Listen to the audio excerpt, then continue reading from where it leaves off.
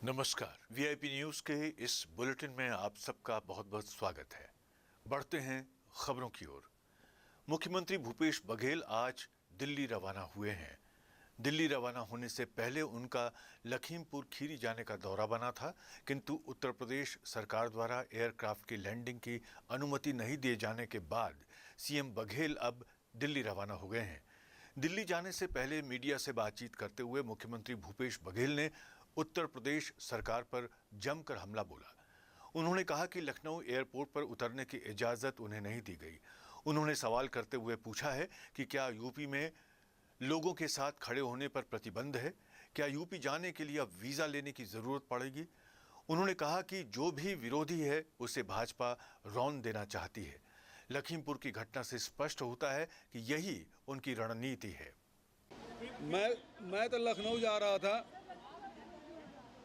और लखनऊ एयरपोर्ट में हमारे प्लेन उतरने की अनुमति उन्होंने नहीं दी, और न केवल मुझे बल्कि पंजाब के भी मंत्रियों को, मुख्यमंत्री और मंत्री को आने से रोका गया है। क्या उत्तर प्रदेश में अब नागरिकों के अधिकार छीन लिए गए हैं? क्या उत्तर प्रदेश में लोगों के साथ खड़ा होने पर प्रतिबंध है? क्या उत्तर प्रदेश जाने के लिए अब वीज़ा लेना पड़ेगा? तो ये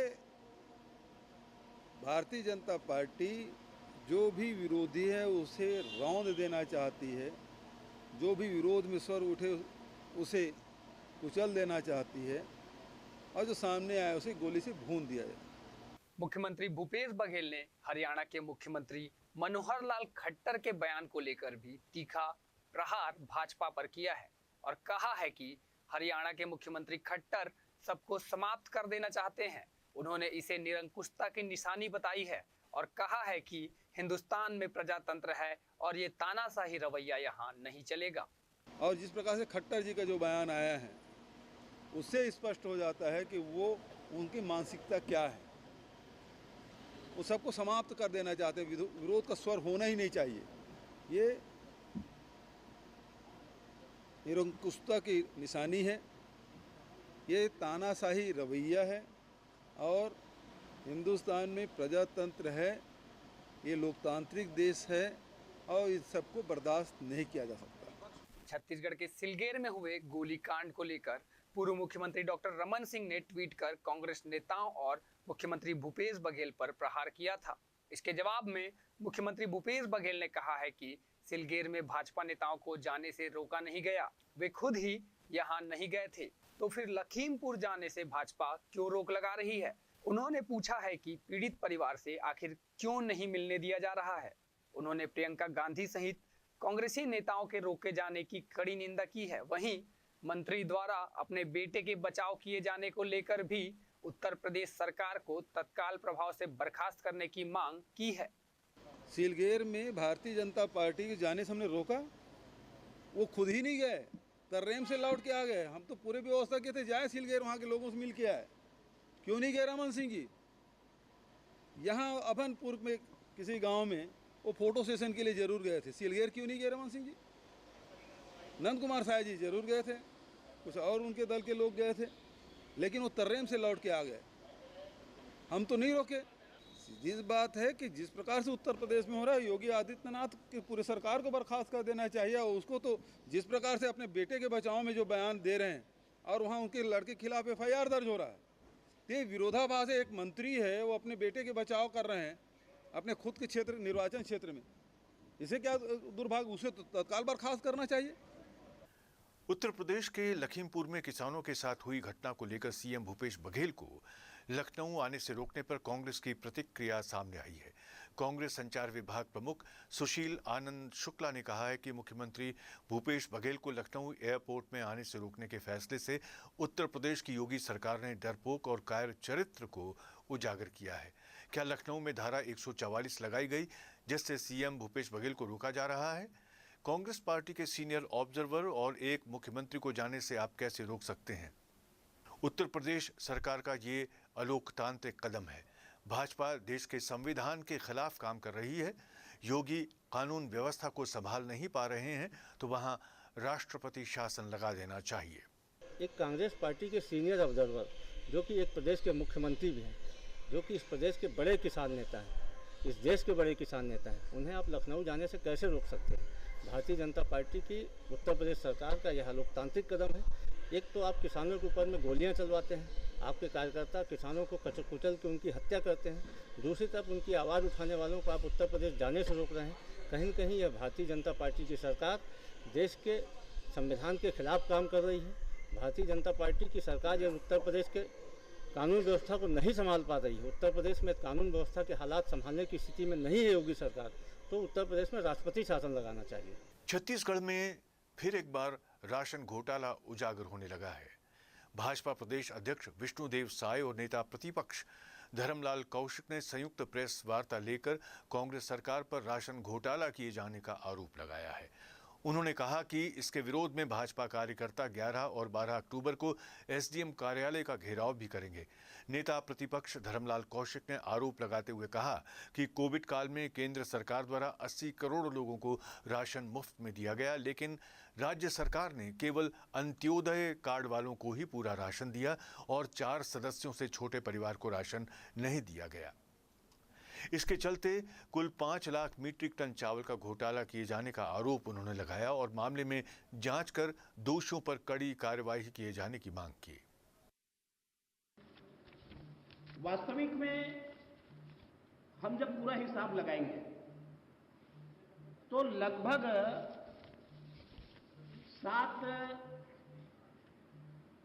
लाख जो इनको चावल मिल रही है उसमें 2 लाख बट रहे 5 लाख का बटेंगे मीट्रिक टन इस साल का, और कुल मिलाकर के 5 लाख मीट्रिक टन का घोटाला है। केंद्र सरकार ने हर महीने 1,385,000 टन अतिरिक्त आवंटन किया है 5 किलो के हिसाब से।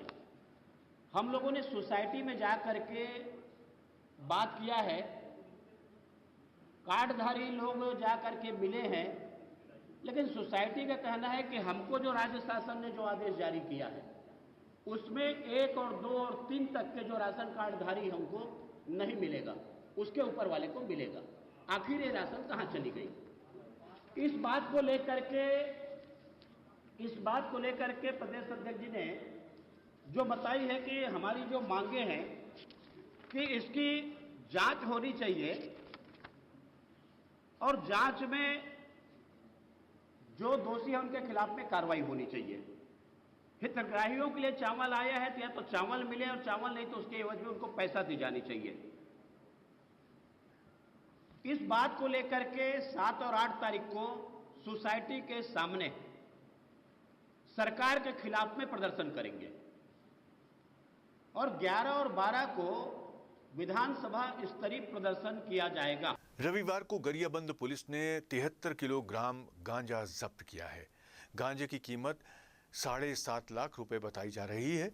गरियाबंद पुलिस को मुखबिर से सूचना मिली थी कि ओडिशा से एक व्यक्ति कार में गांजा भरकर कोसमी की तरफ आ रहा है, जिसके बाद गरियाबंद पुलिस ने टीम बनाकर घेराबंदी की।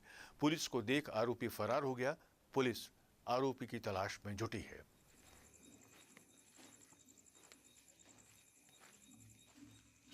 ये घटना थाना छुरा क्षेत्र की है, जिसमें मुखबिर द्वारा सूचना मिला था कि कोई अज्ञात व्यक्ति गांजा का परिवहन कर रहा है।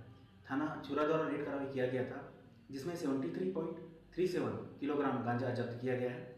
गाड़ी से एक पिस्टल भी बरामद हुआ है, जिसमें 4 जिंदा कारतूस और एक मैगजीन मिला हुआ है। इसमें एनडीपीएस एक्ट एवं आर्म्स एक्ट के तहत कार्रवाई की जा रही है। इसमें आरोपी फरार है। आरोपी मिलने बाद आरोपी को गिरफ्तार कर न्यायिक रिमांड पर जेल भेजा जाएगा। गरियाबंद के सफाई कर्मचारी अपनी मांगों को लेकर वादा निभाओ पदयात्रा पर रायपुर की ओर निकल गए हैं। सफाई कर्मचारी 5 अक्टूबर को रायपुर में मुख्यमंत्री निवास का घेराव करेंगे। कर्मचारियों का कहना है कि हम सरकारी स्कूलों में पिछले 10 वर्षों से काम कर रहे हैं। सरकार के चुनावी वादों के अनुसार हमें अभी तक नियमित नहीं किया गया है, इसलिए हम वादा निभाओ पदयात्रा का आयोजन कर रहे हैं ताकि सरकार को अपना वादा याद आए। पूरी करो, हमारी मांगे पूरी। महात्मा गांधी की जय, महात्मा गांधी। मांगे पूरी करो, हमारी मांगे कर्मचारी संघ जिंदाबाद जिंदाबाद। हम अंशकालीन संकुल सफाई कर्मचारी हैं। हम 2011 से काम पर लगे हैं। उस काम पर कलेक्टर तरीके के हमें धोखा से काम में लगा लिया और उसमें हमें महीना मिला 768 रुपया। हमारे जीवन यापन में इतना तकलीफ है, हम रात दिन अपने ही परिवार से झगड़ा लड़ाई चलते हैं।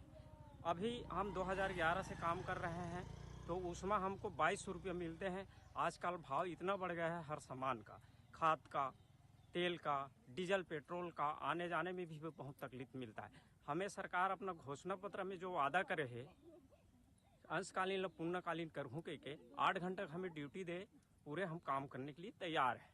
हम लोग स्कूल सफाई कर्मचारी हैं। हम लोग अभी पद यात्रा रायपुर जा रहे हैं। पहले हम शासन प्रशासन से कई बार मीडिया के माध्यम से, पत्र के माध्यम से उनको अवगत कराया और 2018 जब चुनाव माहौल था उस समय पत्र में दिया गया था कि कांग्रेस सरकार होने के बाद हम 10 दिन में आपको नियमित कर देंगे करके, लेकिन 3 साल होने जा रहा है, अभी तक के कोई हमारे ठोस कदम नहीं उठाए हैं। इसलिए हम शासन को पद यात्रा करके हम हमारे छत्तीसगढ़ शासन को जगाना चाहते हैं। कांकेर जिले में संचालित हो रही लक्ष्य डिजिटल योजना का जायजा लेने बस्तर विकास प्राधिकरण अध्यक्ष और बस्तर विधायक लखेश्वर बघेल के प्रतिनिधि ने कांकेर और चारामा ब्लॉक का दौरा कर योजना का जायजा लेकर बच्चों और शिक्षकों से जानकारी ली, साथ ही योजना का बेहतर क्रियान्वयन करने के निर्देश दिए।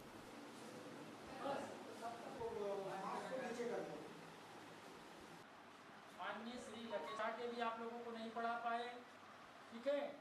तो कोरोना काल में जो 2 साल की पढ़ाई से बच्चे वंचित हुए, शिक्षक चाह के भी एजुकेशन को आगे नहीं बढ़ा पाए, अपनी पढ़ाई नहीं करा पाए, तो इस विषय पे लक्ष्य डिजिटल एजुकेशन जो है बालोद जिला में बहुत अच्छा काम किया था। लखेश्वर बघेल जी बस्तर विकास प्राधिकरण के से जाकर निवेदन किए कि सर इस योजना को हम बस्तर संभाग में लागू कराना चाहते हैं। तो आप लोगों ने अच्छी मेहनत की, आज 35,000 बच्चे जुड़ गए हैं। ऑनलाइन एजुकेशन, ऑफलाइन एजुकेशन, जहाँ पे कुछ परेशानियाँ हैं तो वहाँ पे ऑफलाइन की भी सुविधा आप लोगों ने उपलब्ध कराई है और निश्चित हर एक बच्चा अपने घर बैठे भी इसका लाभ ले सकता है। बस्तर आदिवासी क्षेत्र प्राधिकरण के जो अध्यक्ष हैं माननीय श्री लखेश्वर बघेल जी, उनका जो ये पहल है वो बहुत अच्छा लगा। मैं वैसे 10वीं क्लास में मैथ्स पढ़ाती हूँ सर, मेरे को बहुत अच्छा लगा और मेरे को ये लगा कि जो बच्चे भी एब्सेंट चल रहे हैं वो बच्चे भी कंटिन्यू, तबीयत खराब रहता है 15 दिन तो नहीं आते हैं, तो उससे वो जुड़कर पढ़ रहे हैं। और हमारी साला से सर 12वीं और 10वीं मिला के टोटल 102 बच्चे इस योजना का लाभ उठा रहे हैं। अभी जो ऐप लागू किया गया है वो लक्ष्य डिजिटल क्लासेस ऐप है। उसके बारे में जानने को मिलता है कि हम यहाँ जो पढ़ते हैं जो हमें समझ नहीं आता उसको जाके फिर एक बार देखते हैं, उससे हमारा रिवीजन भी हो जाता है और हमारे माइंड में वो अच्छे से बैठ भी जाती है वो बात। बहुत अच्छा लाभ होता है, अधिक लाभ होता है कि उनको जानने को मिलता है इनके बारे में कि इससे क्या होता है, किससे क्या होता है। कोई बच्चे जैसे स्कूल में मैम सर से पूछने के लिए डरते हैं तो वहाँ जाके देखते हैं तो उन्हें भी समझ आ जाता है उसके बारे में। पर्यावरण में पशुओं का अस्तित्व बेहद महत्वपूर्ण है। पशु हमारे जीवन का अभिन्न अंग हैं, जिनके प्रति हमारा महत्वपूर्ण दायित्व है। प्रकृति, पशु और पर्यावरण का आपस में बहुत गहरा संबंध है। आज विश्व पशु दिवस के अवसर पर देखिए हमारी सहयोगी पद्मा कुलदीप की ये खास पेशकश।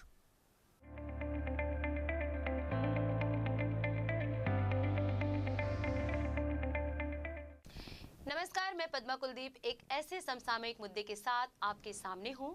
गौर फरमाइए दोस्तों, जानवर मनुष्यों के हमेशा से ही सबसे अच्छे दोस्त साबित होते रहे हैं। मनुष्य ने अपनी सभ्यता की शुरुआत से ही जानवरों के साथ बेहतरीन दोस्ती बनाकर रखी और उसी का नतीजा है कि आज जानवर हमारी कई ज़रूरतों को पूरा कर रहे हैं। लेकिन इन सब के बदले हमने जानवरों को क्या दिया है?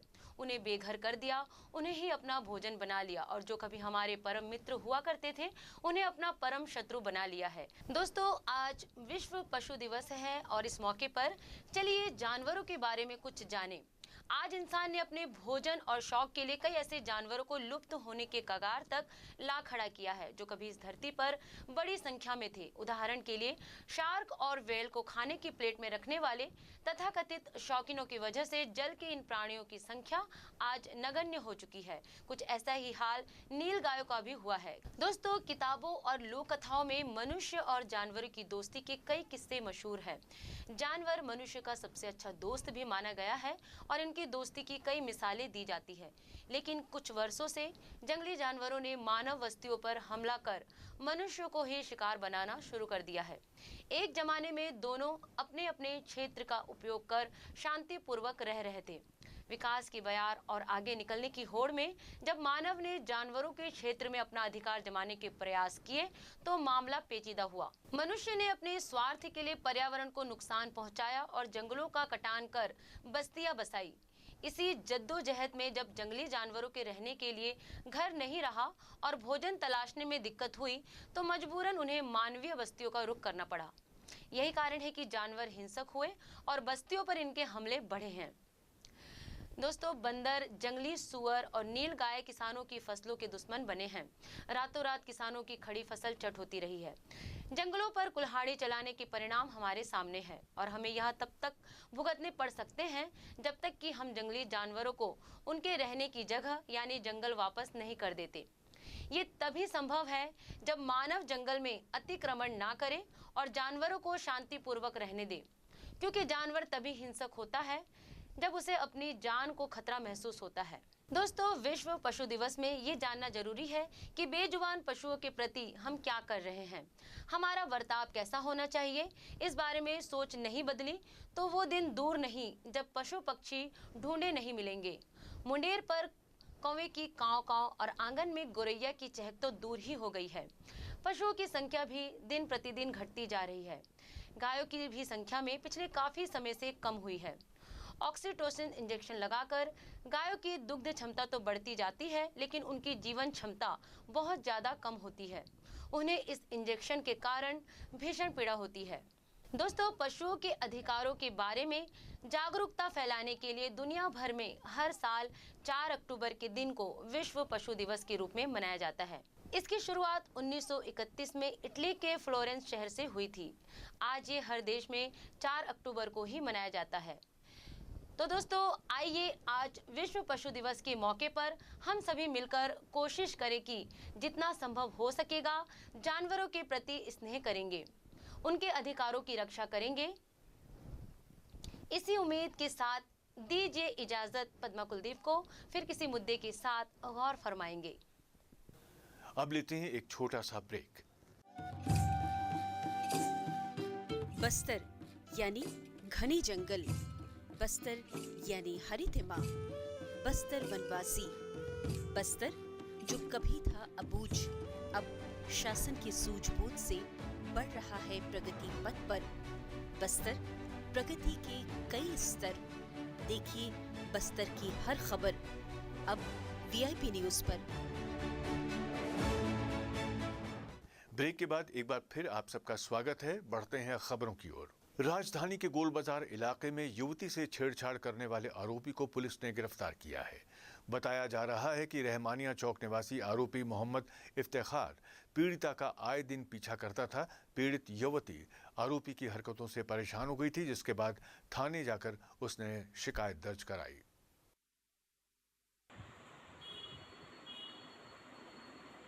राजधानी रायपुर के पंडरी बस स्टैंड में बीती रात बदमाशों ने हंगामा किया। बताया जा रहा है कि पहले शराब दुकान में विवाद हुआ था, उसके बाद बदमाश यहां आकर हंगामा करने लगे। घटना से जुड़ा एक सीसीटीवी फुटेज भी सामने आया है। फुटेज में आधा दर्जन से ज्यादा बदमाश दिखाई दे रहे हैं। इनमें से कई लाठी पकड़े नजर आए। कुछ देर में वहां पुलिस का एक जवान भी पहुंचा, जिसे देखते ही सभी बदमाश मौके से फरार हो गए। इधर लगातार इस तरह से बस स्टैंड में हो रही घटनाओं से बस संचालक और यात्रियों में दहशत का माहौल है। मामले में देवेंद्र नगर पुलिस एक आरोपी को हिरासत में लेकर बाकी बदमाशों की पहचान कर रही है।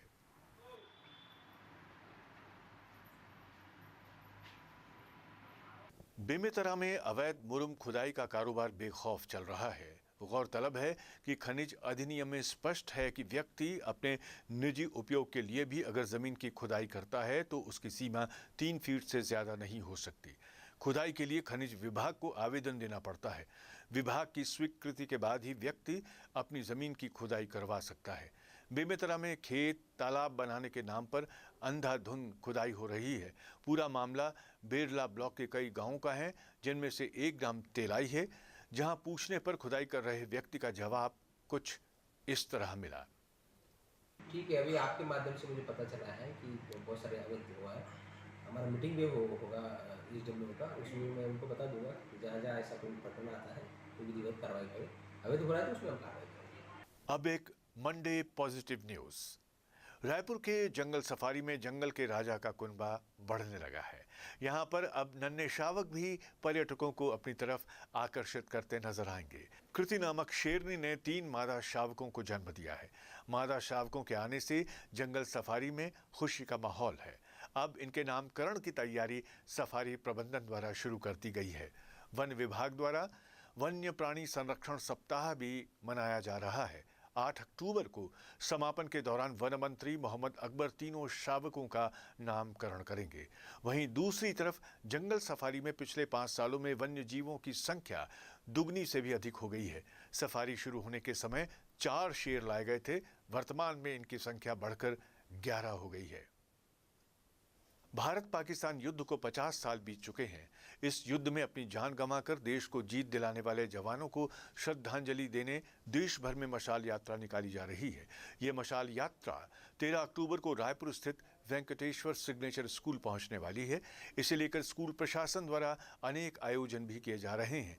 भारत पाकिस्तान युद्ध को लेकर पेंटिंग प्रतियोगिता का आयोजन भी किया गया। यहाँ शहर भर के स्कूलों के बच्चों ने भाग लिया। इसके साथ ही युद्ध में उपयोग में आने वाले अस्त्रों शस्त्रों की जानकारी भी बच्चों और वहां मौजूद लोगों को दी गई। इस दौरान जानकारी देते हुए वेंकटेश्वर स्कूल की प्राचार्य सौम्या रघुवीर ने बताया कि स्कूल प्रशासन के लिए यह गौरव की बात है कि देश भर में निकलने वाली मशाल यात्रा वेंकटेश्वर स्कूल पहुंचने वाली है।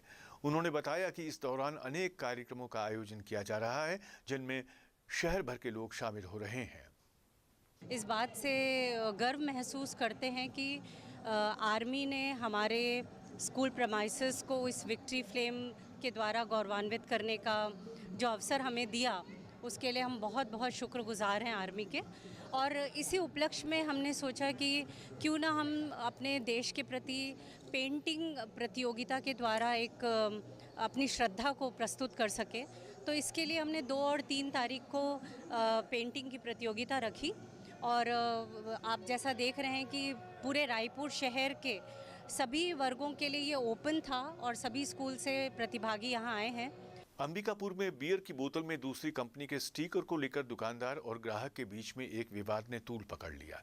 ग्राहक दीपक ने शंका जाहिर की है कि अंग्रेजी शराब दुकान में मिलावटी बियर बेची जा रही है। उधर दुकान संचालक का कहना है कि फैक्ट्री से ही इस प्रकार की पैकिंग आ रही है, इसमें हमारा कोई दोष नहीं है। बियर की बोतल से किसी भी प्रकार की छेड़छाड़ नहीं की गई है।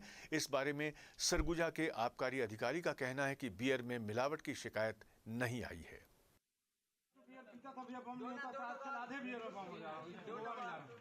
मैं गाड़ाघाट से लिया था और उसमें मेरा कहना ये है कि अगर ये सिम्बा का अगर मैं बियर लेता हूँ तो ये किंगफिशर का जो इसमें बोतल है, इसमें ये ग्राइंड किया हुआ है, किंगफिशर लिखा हुआ है इसमें, और किंगफिशर को ग्राइंड करके इसमें सिम्बा का लेवल चिपका के इसमें दिया गया है। हाँ, और मिलावट वाली है। और मेरा ये कहना है कि अगर आईवी का अगर बोतल है मान लीजिए शराब का, तो उसमें आरसी का या किसी और ब्रांड का डाल के दे सकते हैं क्या बोतल? तो यहाँ दे रहे हैं, इसलिए मैं आपको ये बताना चाह रहा था। उनका कहना ये है कि ये इसके अंदर कुछ भी मतलब मिलावट नहीं है, इससे कोई नुकसान नहीं है। सिम्बा में अक्सर दूसरे बाटल में सिम्बा का बियर रहता है, जैसे किंगफिशर का हो गया, और किसी बाटल में ही रिफिलिंग करता है, और बियर में ऐसा नहीं होता। बहुत सारे पेटियां पड़े हैं, जो आपने फ़ोटो खींचा, जो देखा, वो सिल पेटी से ही मैंने आपको दिखाया। किसी प्रकार का खराब नहीं है, इसको कहीं भी जांच करवा सकते हैं। प्रदेश की राजधानी रायपुर के गुड़ियारी स्थित नवकार ज्वेलर्स में चोरी की बड़ी वारदात हुई है।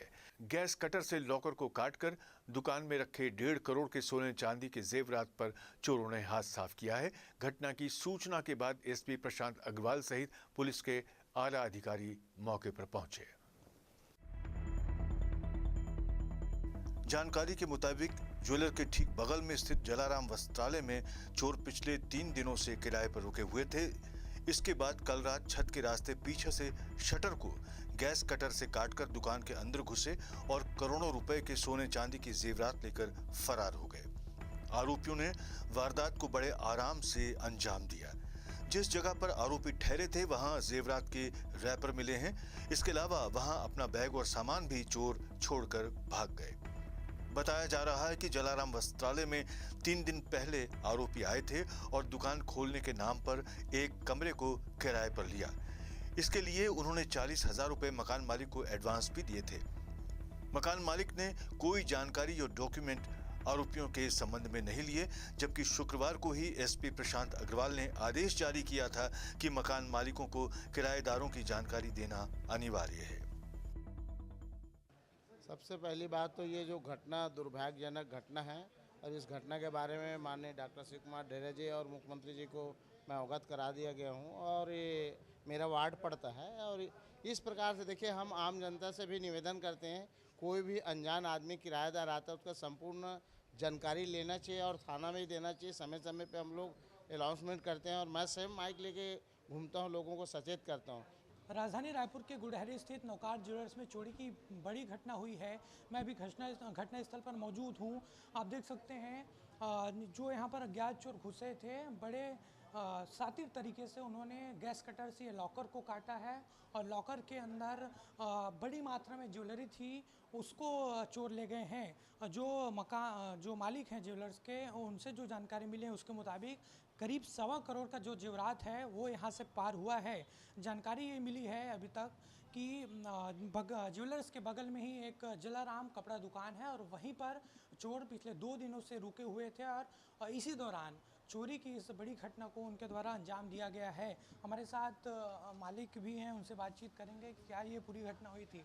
ये कहाँ पे रुके थे, इन लोग को जानकारी मिल पाई? जस्ट बाजू में एक घर है, दुकान है, वो ऊपर अपने एक रूम को किराए में दिया है 2 दिन से। उसको हमको अभी पता चल रहा है वो चीज़ को। जी, ये कितने का माल पार हुआ है आप लोगों के यहाँ से? लगभग वही 1.5 किलो लगभग माल होगा सोने का, 70-80 किलो लगभग चांदी होगा और वो मिलाएंगे जब पता चलेगा। कीमत क्या होगी? हिसाब लगा सकते हो 1.5 किलो के आसपास लगभग वो मिलेगा, 1.25 से 1.5 करोड़ रुपए का सामान लगभग। बेहद शातिर तरीके से जो आरोपी है उन्होंने इस पूरी वारदात को अंजाम दिया है और हर एक सामान, जितना सामान यहाँ पर ज्वेलरी दुकान में था वो चोर अपने साथ ले गए हैं। एसपी भी घटना के बाद यहाँ पर पहुँचे थे। इसके अलावा जो सराफा से जुड़े कारोबारी हैं वो भी यहाँ पर पहुँचे हैं और पुलिस इस मामले में अभी जांच कर रही है। मामले में जानकारी ये भी मिली है कि आरोपियों ने वारदात के पहले रेकी की थी और उसके बाद ही इस घटना को उन्होंने अंजाम दिया। वारदात को लेकर एसपी प्रशांत अग्रवाल ने कहा है कि आरोपी दुकान की ठीक बगल में कमरा लेकर रुके हुए थे। दुर्भाग्य है कि मकान मालिक ने उनके संबंध में कोई जानकारी नहीं ली। एक फोटो जरूर हमें मिली है, उसके आधार पर हम काम कर रहे हैं। गंभीर घटना है, हमारी पूरी टीम लगी हुई है। हम हर संभव कोशिश करेंगे कि आरोपी जल्द से जल्द पकड़ में आ जाएं। यहाँ 3 लोग थे, हो सकता है कि बाद में कुछ और लोग आ गए हों। नौकार ज्वेलर्स में आज रात को एक बड़ी चोरी हुई है 1 से 1.5 करोड़ के अनुमानित। और इसमें जो चोर हैं वो बगल वाली दुकान के ऊपर ही कमरा लेकर के रुके हुए थे 2-3 दिनों से। दुर्भाग्य से किसी प्रकार की जानकारी मकान मालिक ने इसमें नहीं ली है उनसे, उनका यहाँ तक कि नाम भी क्लियर नहीं है। बट एक फ़ोटोज़ इन लोग के हम लोग को कुछ मिली है जिसके बेसिस पे हम लोग थोड़ा काम करेंगे और लोग कहाँ रुके, क्या किए। और एक निश्चय एक गंभीर घटना है, बड़ा लॉस है जो दुकानदार हैं उनका। तो हमारी पूरी टीम इसमें लगी हुई है और हर संभव कोशिश करेंगे कि हम लोग जल्द से जल्द इनको डिटेक्ट कर पाएँ।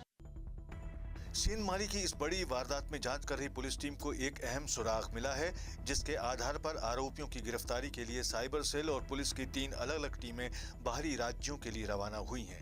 वहीं सामने आए सीसीटीवी फुटेज के आधार पर भी आरोपियों की पहचान की जा रही है। वीआईपी न्यूज के लिए रायपुर से कैमरामैन अमीन के साथ हेमंत शर्मा की रिपोर्ट। इस बुलेटिन में इतना ही। देश और दुनिया की बाकी खबरों के लिए देखते रहिए वीआईपी न्यूज।